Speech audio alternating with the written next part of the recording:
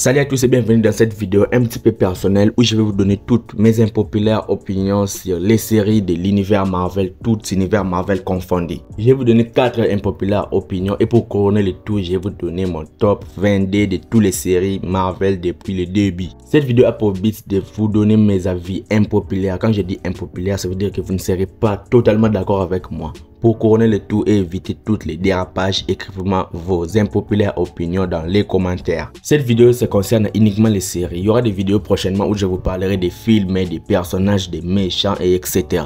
Voici donc mes impopulaires opinions sur les séries de l'univers Marvel. C'est parti. Pour commencer, pour moi la série Runaways fait partie des meilleures séries Marvel all time. La série vient récemment de quitter les plateformes de Disney+, chose qui est vraiment dommage. Donc maintenant pour regarder la série, seuls les moyens illégaux sont favorables. Mais je vous conseille pas de regarder dans des moyens illégaux. Pour ceux qui ne sont pas au courant, la série Runaways parle d'un groupe d'adolescents qui vont découvrir que leurs parents appartiennent à une secte mystérieuse, dangereuse où ils font des sacrifices humains. Et ils vont décider d'affronter leurs parents. C'est ça le pitch de base de la série. Au fur et à mesure que l'histoire avance, les enfants vont découvrir qu'ils ont des super pouvoirs et ils vont se découvrir des capacités vraiment extraordinaires pour affronter le groupe de leurs parents. Pour moi, la série est bonne. J'ai regardé les 3 saisons de la série et j'ai beaucoup kiffé. Contrairement à ce que tout le monde dise que la série est nulle, ne le croyez pas. Je sais que plusieurs personnes n'ont pas encore vu cette série. Ça vaut vraiment le coup d'être vu. Et je considère que cette série est beaucoup trop sous-cotée pour moi. La série comporte des personnages beaucoup trop attachants, des histoires attachantes et c'est vraiment beau à regarder. Les effets spéciaux sont très bien faits. Et j'adore la musique et les génériques de la série. Et la saison 3 est la meilleure de toutes les 3 saisons. Les tout derniers épisodes de la série peut déplaire à certains d'entre vous parce qu'ils ont tenté de se projeter dans le futur. Chose qui a été fait aussi dans la série The Playlist, mais je pense que ce concept ne marche pas.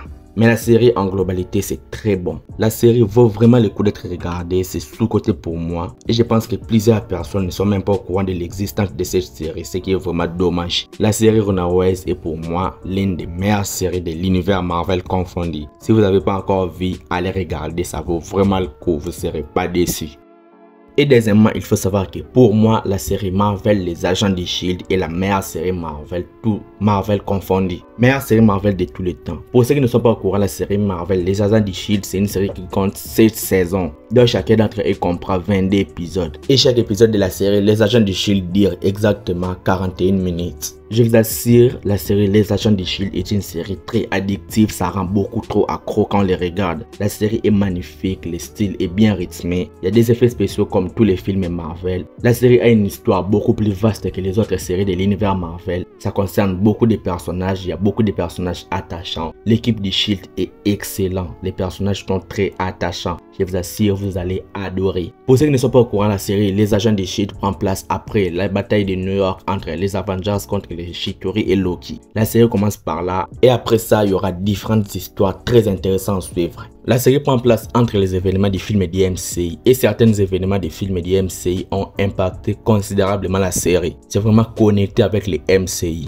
Vous allez voir plein de références et d'autres personnages du MCU qui vont faire leur apparition. Des très bons méchants, des très bonnes histoires, c'est vraiment très bon à regarder. La série Marvel, les agents de Shield, meilleure série Marvel, toute Marvel confondue et j'ai pas peur pour le dire. La série m'a scotché du début à la fin, j'étais triste, j'étais joyeux, j'étais ému, il y a toutes sortes d'émotions dans cette série. Si vous n'avez pas encore vu la série Les Agents de Shield, allez les voir, foncez les voir, vous ratez une très bonne chose. J'ai regardé toutes les séries de l'univers Marvel et je n'ai vu aucune qui est à la hauteur de la série Marvel Les Agents de Shield. Je sais que plusieurs personnes aussi n'ont pas vu la série Les Agents de Shield a raison. Le nombre d'épisodes qui est trop nombreux, 136 épisodes et de 7 saisons, c'est beaucoup trop. Mais si vous avez du temps, regardez même au moins la première saison, faites passer quelques temps pour regarder les autres saisons après. C'est vraiment très bon à voir. Et pour moi, la meilleure saison reste la saison 4 et la saison 7. Et aussi pourquoi pas la saison 1, c'était vraiment très bon. En conclusion, si vous n'avez pas encore vu la série, allez les voir car c'est pour moi la meilleure série de l'univers Marvel.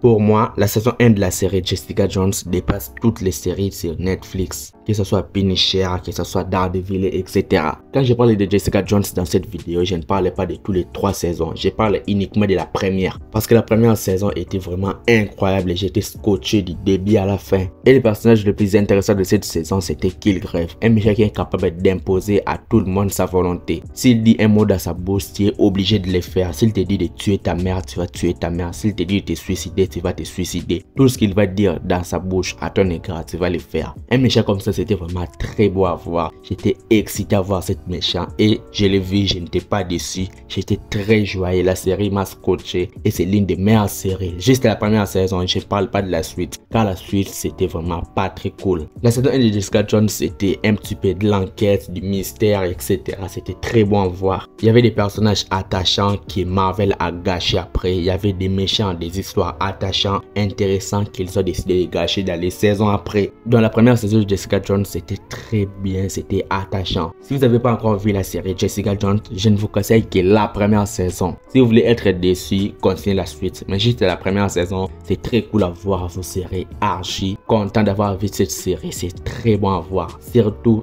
j'insiste sur les méchants et l'histoire. Jessica Jones saison 1, c'est vraiment une valeur sûre quand on est fan du cinéma. Il y avait des rebondissements, il y avait des combats, il y avait de l'épique, il y avait de l'action, ça. Il y avait tout de la saison et de la série Jessica Jones. C'était vraiment très bon à voir. Mais après, dans la deuxième saison et de la troisième saison, c'est parti un petit peu dans n'importe quel sens et c'est devenu n'importe quoi. Donc regardez juste la première saison, vous serez content. J'ai été très positif dans cette vidéo, maintenant passons dans les négatifs. Pour moi, la série Cloak and Dagger est la pire série, toute Marvel confondue. Pire que She-Hulk, pire que Inhumain. La série Cloak and Dagger, pour ceux qui ne sont pas au courant, c'est l'histoire d'un jeune garçon et d'une jeune fille qui sont connectés. L'un représente la lumière et l'autre représente les ténèbres. Leurs destins sont liés et ils sont destinés à faire équipe. Cette série, c'est l'une des plus ennuyantes que j'ai vues de toute ma vie. Il n'y a rien, ça ne raconte rien, les personnages ne sont pas intéressants, l'histoire n'est pas intéressante et on ne se rappelle même pas des méchants. La série comprend 2 saisons et ces 2 saisons ne sont pas du tout regardables. Je ne vous recommande pas cette série, vous serez déçus d'un point inimaginable. En fait de compte, pour ne pas trop blablater, la série ne raconte rien, c'est vide, c'est plat. Si vous avez envie de regarder cette série, vous serez déçus comme moi je l'ai été. Donc en bref, pour moi, la série Cloak and Dagger est moins regardable que la série She-Hulk et la série Inhumain, qui sont eux aussi des pires séries Marvel. Dans cette série, on se perd dans l'histoire, on se perd dans les scénarios, on se perd dans tout. La série est mal faite, mal écrite, mal réalisée, tout n'est pas très bien fait dans cette série. Et j'avoue, j'étais tellement déçu, je m'attendais à beaucoup mieux. Parce que Cloak and Dagger dans les comics, c'est quand même quelque chose d'intéressant. Et la série l'a totalement gâché, c'est trop dommage. Maintenant, pour couronner le tout, je vais faire mon top 22 de toutes les séries Marvel qui existent. On va mélanger les séries de Marvel Télévision et du MCU. Dans cette liste, il n'y aura pas des séries comme Legion, comme The Gifted ou comme MODOK parce que j'ai pas encore vu ces 3 séries. Je vais faire la liste des 22 séries qui sont vraiment connues comme des séries Marvel parce que je ne suis pas sûr que la majorité des personnes connaissent The Gifted ou Legion. Voici donc mon top 22. Et vous ne serez pas d'accord avec cette classement, donc écrivez aussi votre top dans les commentaires et je serai trop rapide. En 22e position, Cloak and Dagger. En 21e position, Inhumans. En 20e position, She-Hulk. En 19e position, Agent Carter. En 18e position, I Am Groot. En 17e position, What If. En 16e position, Hellstrom. En 15e position, Secret Invasion. En 14e position, Miss Marvel. En 13e position, Iron Fist. En 12e position, Defenders. En 11e position, Hawkeye. En 10e position, Luke Cage. En 9e position, Falcon and the Winter Soldier. En 8e position, Jessica Jones. En 7e position, Runaways. En 6e position, WandaVision. En 5e position, Loki. En 4e position, Moon Knight. En 3e position, Punisher. En 2e position, Daredevil. Et mon éternel numéro 1, Agent du Shield. Je vais m'arrêter là, dites-moi donc ce que vous en pensez dans cette vidéo. Si elle t'a plu, like la vidéo et abonne-toi à la chaîne pour être au rendez-vous de mes prochaines vidéos Marvel. Suis-moi sur Instagram, le lien est dans la description. C'était Jonathan Geek et je vous dis qu'on se retrouve trop vite pour une prochaine vidéo. Ciao.